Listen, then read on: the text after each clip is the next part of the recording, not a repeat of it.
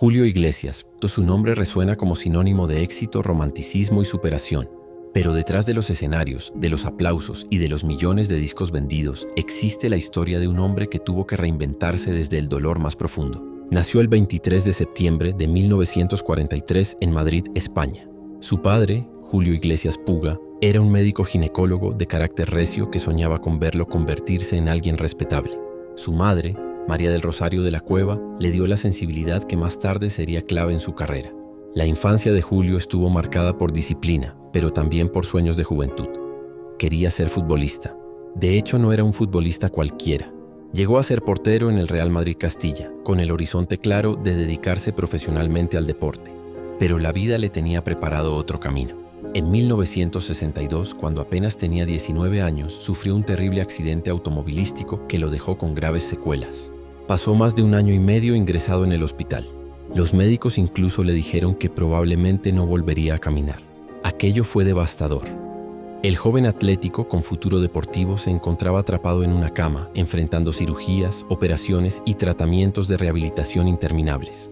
Ese periodo fue el mayor golpe personal y emocional de su vida. Él mismo reconoció en entrevistas que se sumió en una oscuridad profunda, preguntándose qué sentido tenía su existencia. Sin embargo, en medio de ese dolor ocurrió un milagro silencioso. Un enfermero, al verlo hundido, le regaló una guitarra para que ejercitara sus manos y dedos debilitados por la inactividad. Julio comenzó a tocarla casi sin intención, simplemente como terapia. Pero poco a poco, la música empezó a sanar donde la medicina no podía llegar.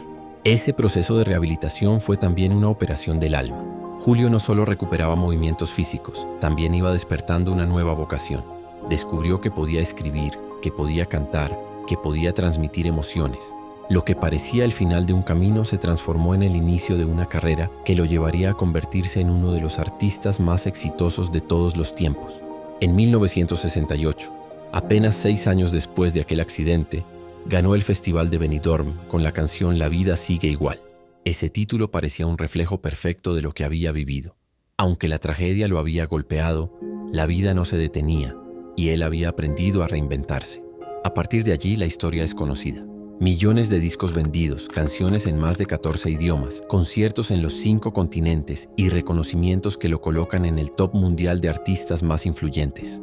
Ganó un Grammy, varios Latin Grammy, obtuvo el World Music Award, el reconocimiento del libro Guinness de los récords como el cantante latino más exitoso de la historia y una estrella en el Paseo de la Fama de Hollywood. Pero si uno le pregunta a Julio Iglesias cuál fue su mayor triunfo, probablemente no hablaría de premios ni de fortuna, estimada en más de $600 millones gracias a la música y a sus inversiones. Hablaría de aquel instante en el hospital cuando eligió no rendirse, de esas operaciones dolorosas, de los yesos, de las muletas, de las noches interminables donde aprendió que la fuerza interior es más poderosa que cualquier limitación física. En entrevistas, Julio confesó: "No soy un gran cantante, mi voz no es perfecta, pero he cantado siempre con emoción, y eso es lo que la gente siente". Sus palabras nos recuerdan que el verdadero talento no siempre está en la técnica, sino en la autenticidad con la que compartimos lo que llevamos dentro. Claro, su vida no estuvo exenta de polémicas. Desde su matrimonio con Isabel Preisler, con quien tuvo 3 hijos, Chabeli, Julio José y Enrique Iglesias, hasta sus romances con mujeres de todo el mundo. Julio fue objeto de titulares por sus declaraciones atrevidas, como cuando dijo que había estado con más de 2000 mujeres. También enfrentó demandas de paternidad, como la del español Javier Sánchez Santos, que llegó hasta el Tribunal Supremo. Pero a pesar de las controversias, su música nunca perdió vigencia y su figura siguió siendo respetada globalmente. Hoy, ya retirado de los escenarios, Julio disfruta de la calma junto a su esposa Miranda Reinsburger y sus 5 hijos más pequeños. Vive entre Miami y Punta Cana, cuidando de su salud y disfrutando de la vida familiar. No necesita demostrar nada más, su legado está asegurado. La vida de Julio Iglesias es un espejo de superación.